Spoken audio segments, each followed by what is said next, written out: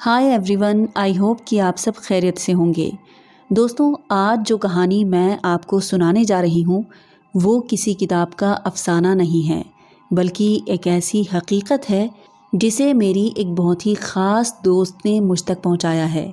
ये वाक़या उसने अपनी दादी से सुना था। ये एक ऐसा वाक़या है जिसने कई लोगों की हंसती बसती ज़िंदगी को हमेशा के लिए वीरान कर दिया। अब इस कहानी में कितना सच है और कितना झूठ, ये तो मैं नहीं जानती, लेकिन जिस तरह ये किस्सा सुनाया गया है उसकी हौल इंसान की रूह को भी छलनी कर देती है। ये कहानी सिर्फ खौफ की कहानी नहीं है, बल्कि मजबूरी, मोहब्बत और एक गलत फ़ैसले की कहानी है, जिसकी कीमत समीना की नस्लों को भी चुकानी पड़ी। तो आइए मैं और आप उस गांव में चलते हैं जहां ये सब शुरू हुआ। ये कहानी है बेजवाड़ा गांव की, जहां समीना का छोटा सा जर्जर मकान था। मकान की छत टूटी लकड़ियों और पुरानी टीन के टुकड़ों से ढकी हुई थी, और यही मकान समीना और उसके ख़ानदान का इकलौता आसरा था। समीना की उम्र अभी मुश्किल से 20 बरस की होगी, लेकिन उसके चेहरे पर वक्त से पहले लिखी हुई थकान और आंखों में बेशुमार कुर्बानियों की दास्तान झलकती थी। माँ का साया उसके सर से बचपन में ही उठ गया था। बाप उसका नाबीना था। घर में छोटी बहन और एक नन्हा सा भाई भी था। इन सब की जिम्मेदारी समीना के नाजुक कंधों पर आ गई थी। सुबह होते ही वो घड़े से पानी भरती, सबके लिए नाश्ता तैयार करती और फिर फूलों की टोकरी संभाल कर निकल पड़ती। गांव की गलियों से गुजरते हुए वो उस जगह पर जाती जहां पुराने बरगद के पेड़ के पास बाबा भोले शाह की दरगाह थी। वहां बैठकर वो फूल बेचा करती थी और इसी से उसके घर का चूल्हा जलता था। उसकी ज़िंदगी में तमाम मुश्किलात थीं। इतनी कम उम्र में ये सारी जिम्मेदारियां संभालना उसके लिए आसान नहीं था। गांव के बुज़ुर्ग औरतें और मर्द उस पर बातें बनाते कि वो बीच चौराहे पर बैठकर फूल बेचा करती है। लोगों की ये बातें सुनकर समीना की आंखें डबडबा जाती, लेकिन वो कभी किसी से कुछ नहीं कहती थी। उसकी ज़िंदगी मुश्किल ज़रूर थी, लेकिन इस मुश्किल वक्त में उसके दिल को बस एक ही सहारा था, और उसका नाम जमाल था। जमाल गांव का ही एक खूबसूरत नौजवान था और उसका अंदाज़े गुफ्तगू दिल को भाने वाला था। समीना जमाल से बेपनाह मोहब्बत करती थी। उसकी आंखों में जमाल को देखकर न जाने कितने सारे ख्वाब टिमटिमाने लगते थे। जमाल भी समीना की पाकीज़गी और ख़ूबसूरती की बहुत ही कद्र करता था। उसने समीना से वादा किया था कि जैसे ही शहर में उसे मुलाजमत मिल जाएगी, वो और समीना निकाह कर लेंगे। हालांकि दोनों ने कभी खुलकर अपनी मोहब्बत का इजहार तो नहीं किया, लेकिन गांव वाले भी ये जानते थे कि जमाल अक्सर समीना के घर आता जाता है। उसकी सहेलियां जब उसे जमाल के नाम से छेड़ा करती तो वो भी मुस्कुरा जाती थी। हालांकि समीना ने कभी भी खुलकर अपने रिश्ते के बारे में किसी से कुछ नहीं कहा, लेकिन उसका दिल ख्वाबों से आबाद था कि एक दिन वो इज्जत के साथ जमाल की दुल्हन बनकर रुखसत होगी। न जाने कितने ख्वाब थे उसके जो उसने जमाल के साथ देखे थे, और फिर वो खुशनसीब दिन आ ही गया। जमाल को शहर में एक बहुत ही अच्छी जगह मुलाजमत मिल गई। समीना उस दिन बहुत ही खुश लग रही थी। उसने जमाल के लिए कितनी दुआएं की थी और आज उसकी दुआ कबूल हो गई थी। आज तो उससे शाम का इंतज़ार ही नहीं हो रहा था। वो चाह रही थी कि जल्दी से शाम हो जाए और वो जमाल से मिलने पगडंडी पर जाए। आज उसका अपने काम में भी दिल ही नहीं लग रहा था। जैसे तैसे उसने अपना काम ख़त्म किया और शाम के वक्त झुकमुके में पगडंडी की ओर चल दी। अंधेरे में पेड़ की ओट में खड़ी वो काफ़ी देर तक जमाल का इंतज़ार करती रही, लेकिन जमाल वहाँ नहीं आया। तब उसने सोचा कि हो सकता है कि वो उससे मिलने उसके घर पर गया हो, और ये सोचकर वो तेज़ तेज़ कदमों से घर की ओर चल दी। तब उसने देखा गांव की औरतें उसे देखकर एक दूसरे के कानों में बातें कर रही हैं। उसे ये देखकर बहुत ही अजीब लग रहा था। जैसे तैसे वो तेज़ कदमों से घर पहुंची گھر پہنچ کر اس نے دیکھا کہ اس کی دوست بہت ہی دیر سے اس کا انتظار کر رہی تھی۔ اس نے اسے بتایا کہ جمال نے شہر میں ہی ایک بابو جی کی بیٹی سے شادی کر لی ہے اور وہیں پر سیٹل ہو گیا ہے۔ ان بابو جی کی بدولت ہی اسے ایک بہت ہی اچھی نوکری بھی مل گئی ہے۔ یہ سن کر سمینہ پر قیامت ٹوٹ پڑی۔ اس کی آنکھوں میں تعجب تھا۔ اسے تو یقین ہی نہیں ہو رہا تھا کہ جمال ایسا کر سکتا ہے۔ جمال تو اس کا سہارا تھا، اس کا ہمدرد تھا، اس کی محبت تھا۔ وہ اسے اس طرح بیچ راہ میں اکیلا کیسے چھوڑ سکتا ہے؟ اس نے تو اپنا سب کچھ جمال پر قربان کر دیا تھا اور آج وہی اسے بے راہ چھوڑ کر چلا گیا تھا۔ گاؤں میں ہر جگہ اس کی باتیں ہو رہی تھیں۔ لوگ چوراہوں پر کھڑے اسی کا ذکر کر رہے تھے۔ وہ تو جمال کی محبت میں پوری طرح بدنام ہو چکی تھی۔ گاؤں کے مرد اور عورتیں اسے دیکھ کر باتیں کرتے اور اس پر طعنے کستے تھے کہ دیکھو یہ وہی لڑکی ہے جس کے پیچھے جمال پھرتا تھا۔ اب دیکھو اس نے اسے کیسا دھوکہ دیا ہے، کیسے اسے چھوڑ کر چلا گیا ہے۔ یہ سب سن کر سمینہ کا دل چھلنی ہوئے جا رہا تھا۔ اتنا کچھ کر کے بھی گاؤں والوں کے ستم نہ رکے اور انہوں نے پنچایت میں یہ فیصلہ کیا کہ اس لڑکی کا ہمارے گاؤں میں رہنا اب ٹھیک نہیں ہے۔ اسے دیکھ کر ہمارے بچے بھی بگڑ جائیں گے، اس لیے بہتر ہے کہ اسے اور اس کے پورے پریوار کو گاؤں سے نکال دیا جائے۔ سمینہ کے صبر کا باندھ اب ٹوٹ چکا تھا۔ اسے زندگی ایک بوجھ لگنے لگی تھی۔ لوگوں کی باتیں اس کا دل چھلنی کیے دے رہی تھیں۔ وہ ساری رات سسکتی رہی اور پھر اس نے یہ فیصلہ کیا کہ وہ اس دھوکے کے ساتھ اب اور زندہ نہیں رہ سکتی۔ اس لیے زندگی کے اس جہنم کو ختم کرنا ہی اب بہتر ہے۔ رات کے اندھیرے میں جب کہ سب لوگ سو رہے تھے، سمینہ نے اپنے قدم جنگل کی اور بڑھا دیے اور جنگل کے کنارے بنی ندی کے پاس جا کر کھڑی ہو گئی۔ رات میں چاروں اور سناٹا تھا۔ بیچ بیچ میں جانوروں کی عجیب و غریب آوازیں آ رہی تھیں۔ اسے ایسا لگ رہا تھا کہ بہتی ندی کا یہ پانی اسے اپنی اور بلا رہا ہے۔ اس نے اپنی آنکھیں کس کر بند کر لیں اور ندی کی اور قدم بڑھا دیے۔ وہ ندی میں چھلانگ لگانے ہی والی تھی کہ اچانک اس کی آنکھوں کے سامنے اس کے اپنے معصوم بھائی کا چہرہ ابھر آیا۔ اس کی چھوٹی بہن نائلہ ہر وقت اس کے ساتھ ہی رہتی تھی۔ وہ سب اسے یاد آنے لگے اور پھر آخر میں اس کے باپ کی ویران آنکھیں جو روشنی سے محروم تھیں۔ اسے لگا کہ میں ان سب کو بے سہارا کیسے چھوڑ سکتی ہوں۔ یہ سوچ کر اس کے قدم لرز گئے اور وہ وہیں ندی کے کنارے بیٹھ کر پھوٹ پھوٹ کر رونے لگی۔ تبھی اچانک اسے محسوس ہوا کہ کوئی اسے پکار رہا ہے۔ جب اس نے پیچھے مڑ کر دیکھا تو وہ ڈر گئی۔ اس کا دل دہل گیا۔ اس کے سامنے ایک لمبا سا آدمی کھڑا تھا جس نے سیاہ کپڑے پہن رکھے تھے۔ اس کا چہرہ بہت ہی خوفناک تھا۔ اس کی دونوں آنکھیں گہری کھائی کی طرح اندر دھسی ہوئی تھیں اور اس کے ہونٹوں پر ایک عجیب سی مسکراہٹ تھی۔ سمینہ اسے دیکھ کر خوف سے کانپنے لگی، مگر وہ شخص اس سے بولا، ڈرو مت، میں تمہیں تمہارے اس درد سے نجات دلانے آیا ہوں۔ میرے پاس ایک عمل ہے جسے کرنے سے تمہیں وہ سب کچھ حاصل ہوگا جو تم چاہتی ہو۔ سمینہ اس وقت بہت ڈری ہوئی تھی، اس لیے وہ گھر جانا چاہتی تھی۔ اس نے اس اجنبی آدمی کی باتوں کا کوئی جواب نہیں دیا اور چپ چاپ اپنے قدم گھر کی اور بڑھا دیے۔ تب اس آدمی نے اسے پھر سے پکارا اور کہا، اس عمل سے تو اس انسان سے بھی بدلہ لے سکتی ہے جس نے تجھے دھوکہ دیا ہے۔ یہ سن کر سمینہ کے قدم وہیں رک گئے۔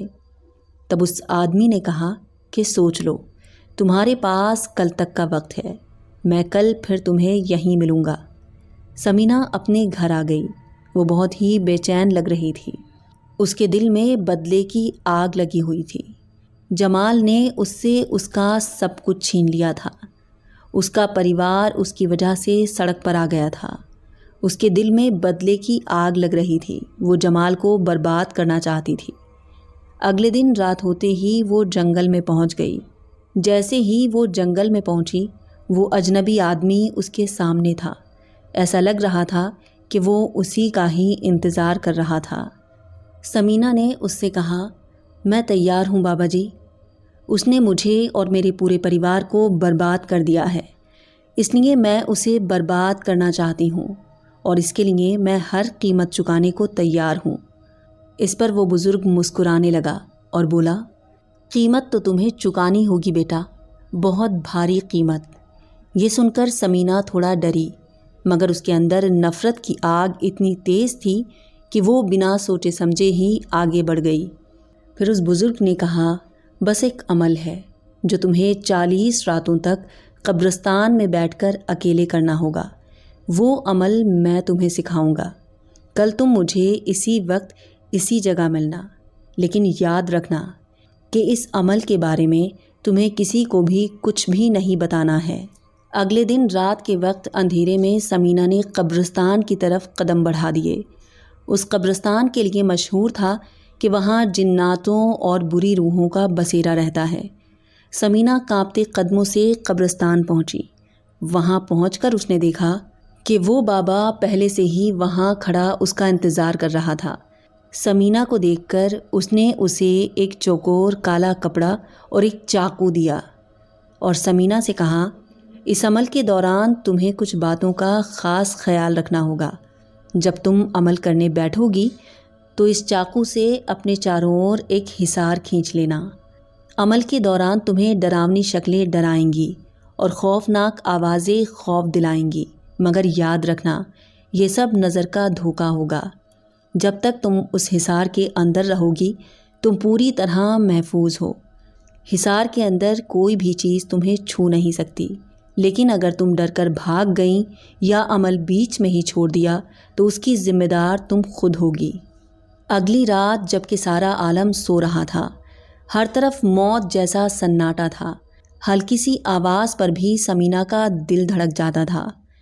بہت ہی ہمت کر کے ثمینہ نے وہ عمل شروع کیا۔ شروع میں تو اسے بہت ڈر لگ رہا تھا۔ قبرستان میں بابا کی بتائی ہوئی قبر کے پاس بیٹھی وہ پوری کانپ رہی تھی۔ اس نے اپنے چاروں اور حصار کھینچا اور عمل کرنے بیٹھ گئی۔ اسے رات کے 3 بجے تک یہ عمل کرنا تھا۔ پہلی رات بہت ہی آرام سے کٹ گئی اور کچھ بھی نہیں ہوا۔ ثمینہ گھر پہنچی تو اس کے گھر میں سب سو رہے تھے۔ ثمینہ بھی جا کر آرام سے بستر پر لیٹ گئی۔ اس دن اسے لگ رہا تھا کہ یہ عمل بہت ہی آسان ہے اور وہ بہت ہی آسانی سے یہ عمل کر لے گی۔ اگلے دن جب وہ اس شیطان بابا سے ملی تو اس نے کہا کہ بابا یہ عمل بہت ہی آسان ہے، میں اسے آسانی سے کر لوں گی۔ اس کی یہ باتیں سن کر وہ شیطان بابا بہت ہی زور سے ہنسا اور بولا، بیٹا یہ تو بس شروعات ہے۔ مہمان ایک دم سے تو گھر میں داخل نہیں ہوتے، جیسے جیسے راتیں گزریں گی ان کی موجودگی بڑھتی جائے گی۔ بس تم ہمت نہ ہارنا۔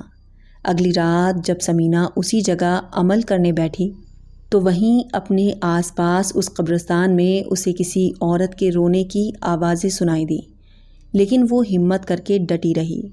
پھر اگلی رات اسے لگا جیسے کوئی اس کے حصار کے چاروں اور چکر لگا رہا ہو، یعنی کہ ہر رات خوف کا سایہ گہرا ہونے لگا۔ لیکن ثمینہ نے ہمت نہیں ہاری۔ اسے لگ رہا تھا کہ اب وہ منزل کے بہت ہی قریب ہے۔ ایک رات جب ثمینہ عمل پڑھ رہی تھی تب اچانک تیز آندھی آ گئی اور پورے قبرستان میں دھولیں آسمان پر اڑ رہی تھیں، پیڑ ہوا میں ہل رہے تھے۔ لیکن حیرت کی بات یہ تھی کہ حصار کے اندر ثمینہ کو ہوا کا ایک جھونکا بھی محسوس نہیں ہوا۔ اس رات جب ثمینہ گھر آئی تو اسے خواب میں اس کی ماں دکھائی دی، جو اس سے کہہ رہی تھی، بیٹا یہ سب چھوڑ دے، نفرت کی آگ میں تو اتنا اندھی ہو گئی ہے کہ صحیح اور غلط میں فرق کرنا بھی بھول گئی ہے۔ جس راستے پر تو چل رہی ہے یہ بہت ہی غلط راستہ ہے، واپس آ جا، ایسا مت کر۔ ثمینہ نے جب یہ خواب اس شیطان بابا کو بتایا تو اس نے یہ کہہ کر ٹال دیا کہ عمل کے دوران یہ سب دکھائی دینا ایک عام بات ہے، ابھی تم بس عمل پر دھیان دو، باقی باتوں کی فکر چھوڑ دو۔ ثمینہ کو اب یہ عمل کرتے ہوئے 20 دن گزر گئے تھے اور اب اسے بھی لگنے لگا تھا کہ اب وہ یہ عمل کر لے گی، لیکن وہ یہ نہیں جانتی تھی کہ اصل امتحان تو ابھی باقی ہے۔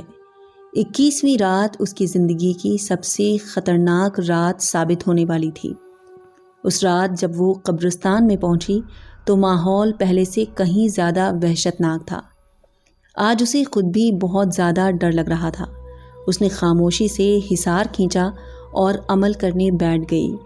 ابھی اسے بس کچھ ہی دیر گزری تھی کہ اچانک اسے لگا کہ جیسے قبرستان میں ایک عجیب سی ہلچل ہو رہی ہے۔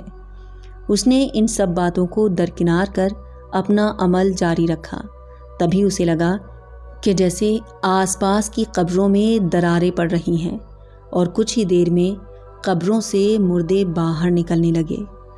خوف کے مارے ثمینہ کی رگوں میں خون جمنے لگا، لیکن وہ لگاتار اپنا وظیفہ پڑھتی رہی۔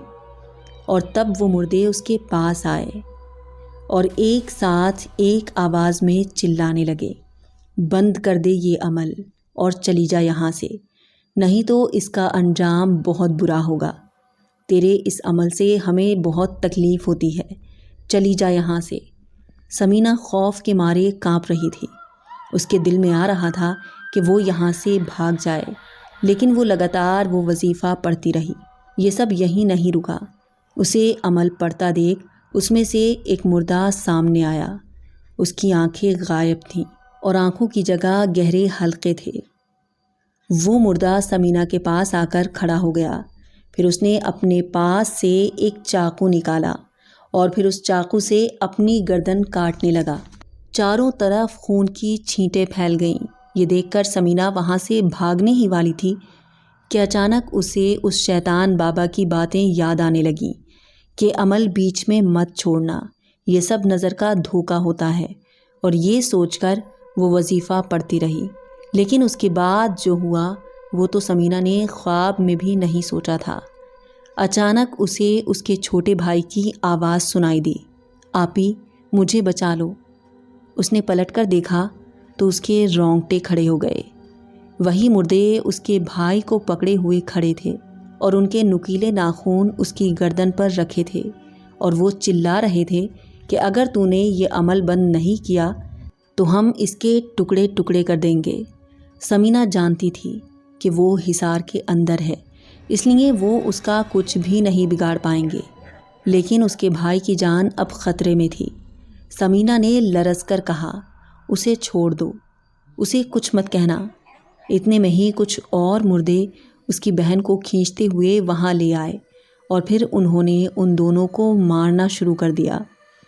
اپنے بہن بھائیوں کی یہ چیخیں سن کر ثمینہ ڈر گئی اور وہ یہ بھول گئی کہ یہ سب نظر کا دھوکہ ہو سکتا ہے، اور ان دونوں کو بچانے کے لیے وہ حصار سے باہر ان دونوں کی طرف دوڑی۔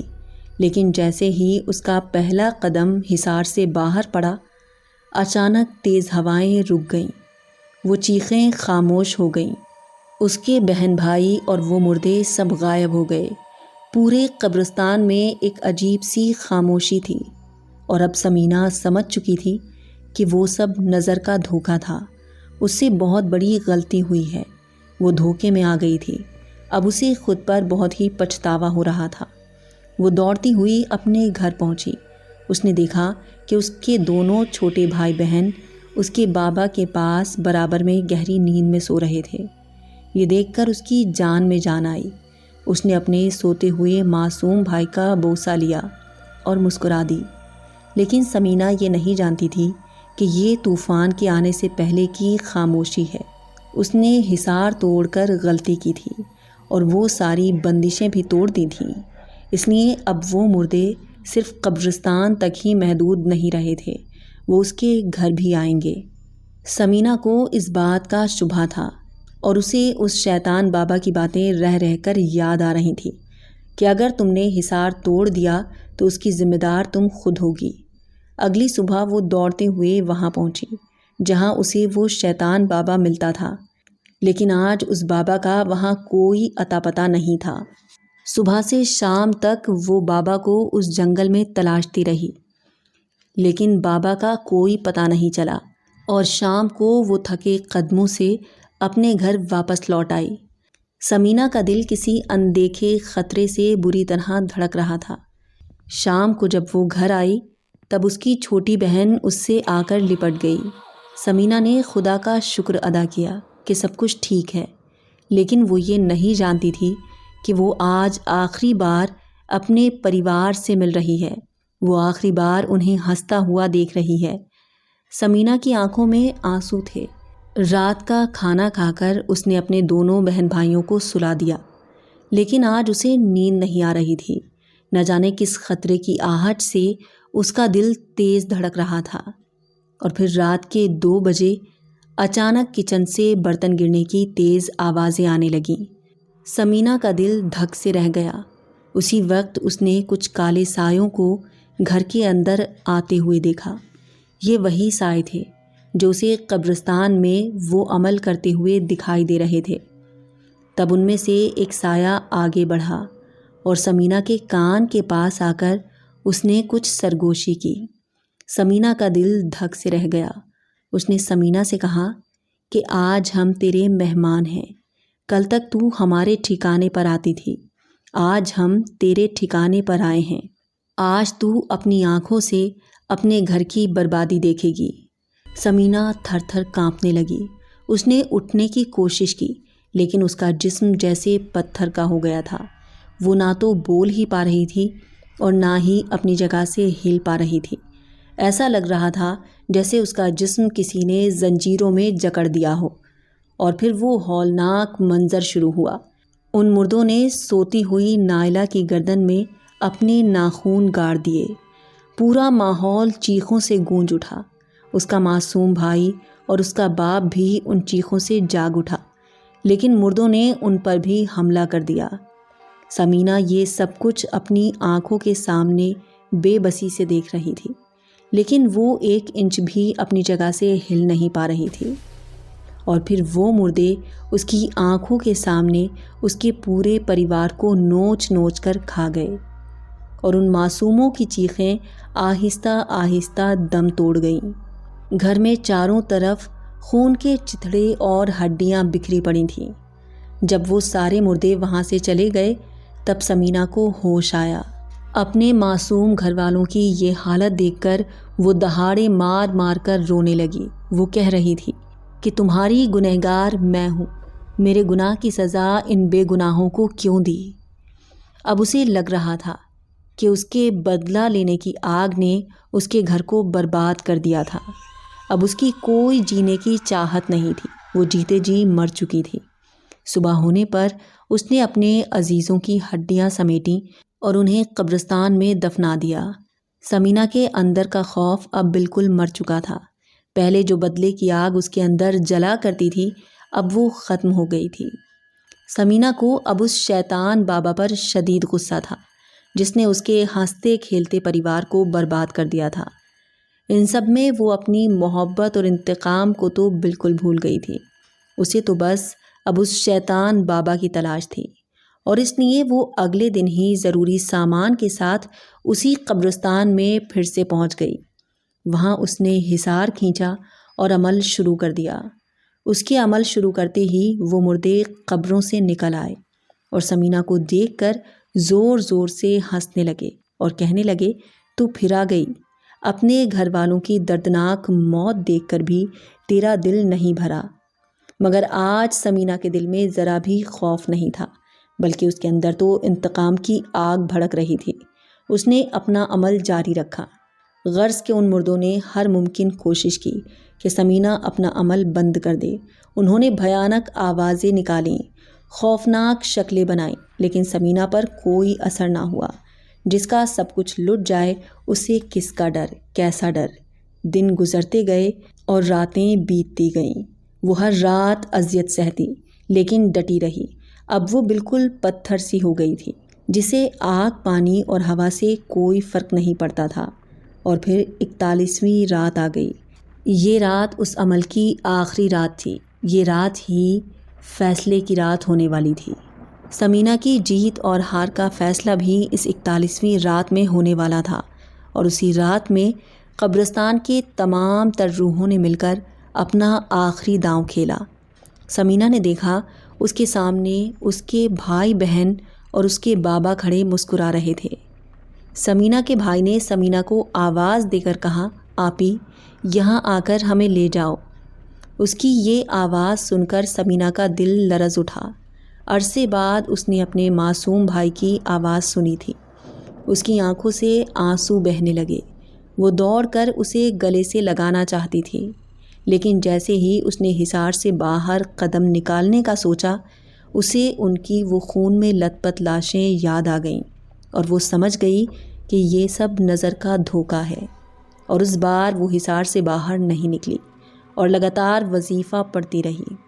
جیسے ہی وظیفہ مکمل ہوا، ایک بار پھر سے قبرستان میں خاموشی چھا گئی اور سب کچھ غائب ہو گیا۔ سمینہ نے آج یہ عمل پورا کر لیا تھا۔ اب اسے وہ تمام شیطانی طاقتیں مل گئی تھیں جن کی قیمت اس نے اپنے پریوار کی جان دے کر چکائی تھی۔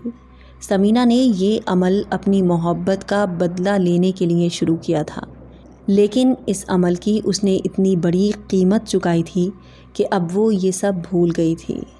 آج سمینہ کے پاس سب کچھ تھا۔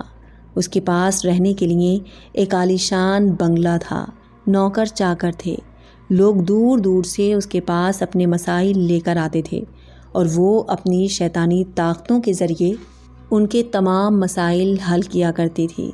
وہ دور دور تک بی بی شاہ کے نام سے جانی جاتی تھی، لیکن اس نے پھر کبھی شادی نہیں کی کیونکہ وہ کالا علم کیا کرتی تھی۔ اس لیے دھیرے دھیرے اس کے اثرات بھی اس پر واضح ہونے لگے۔